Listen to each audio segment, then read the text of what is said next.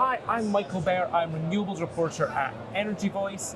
I'm at All Energy in Glasgow, and I'm joined by Anne Haase, Energy Transition Director at Aquaterra Energy. How are you doing, Anne? Brilliant. It's lovely to be here and finally meet you in the flesh. I know we've missed a few appointments in the past. Absolutely, but we have seen each other virtually.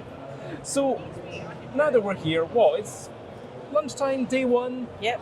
Not too much has happened at All Energy, but what would you say is the most interesting thing that's... Well, I've got to say I'm surprised by the heat, but absolutely the most interesting thing for me now is that the diversity of the players that are here. It used to be very much a wind-orientated conference.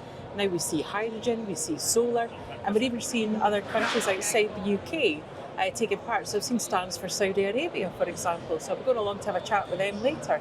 So I think it's the general growth and the energy, the atmosphere, and the commitment to seeing Scotland almost like a global destination that is absolutely capturing me at the moment. It is. All Energy is living up to its the all-in-all energy now. I mean, we've had some setbacks, I think, in the last couple of weeks. You know, for example, I think the big one that comes to mind is Hornsea 4 being discontinued. But how would you say the vibe has been? I think personally, I'll just set you up a little bit. Despite these, there does seem to be a bit of buoyancy in the air. There's still a lot of buoyancy. I think that the industry itself, the clean energy industry, is used to setbacks. It's used to challenges. It's had to push its way through and differentiate itself from like the heritage legacy oil and gas sector and the standard kind of like way that we've done things. So for me, it is just a setback. You know, the general direction of travel is definitely very much kind of clean energy and a sustainable future here for the UK and Scotland.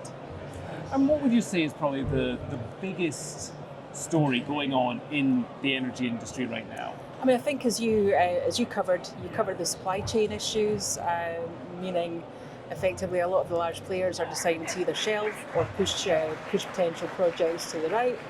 Some of the other things are around, I suppose, policy and legislation. We seem to be on a bit of a seesaw at the moment between one government going hell for leather, still supporting oil and gas, and then the other government cutting off the tap, but with no real solid, I suppose, stepped journey, differentiated and defined plan to take it forward. So I think policy and legislation is a key one.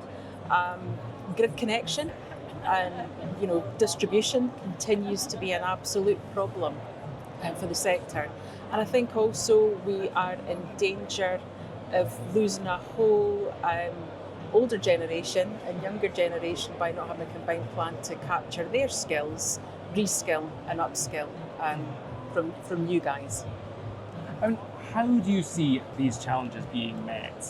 There's the $1 million question. I'm not, if I had the answer, could you solve the energy transition in one question? Absolutely. There's some big players, so once you give me the answer, I'll just go, all right, I'll just shout that out for you. But give me the answer. The answer, I think, is continued collaboration. I think we need to find a balance between the heritage, legacy, oil and gas sector and the new clean energy sector that's coming in. For example, I think the UK government is targeting about 25% of the energy mix come from hydrogen by 2050.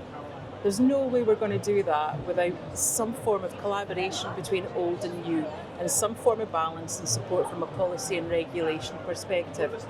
We need to have, I suppose, a combined bought-into path that each successive government is going to buy into to create that stability into the 2050s if we really want to achieve this. I don't know if that's the answer, but it's an answer of sorts. Well, thank you very much for joining us, Anne. And like I said, I've been Michael Behr. We're at All Energy, so if you see us around, say hi and maybe you can share your solution for the energy industry's problems.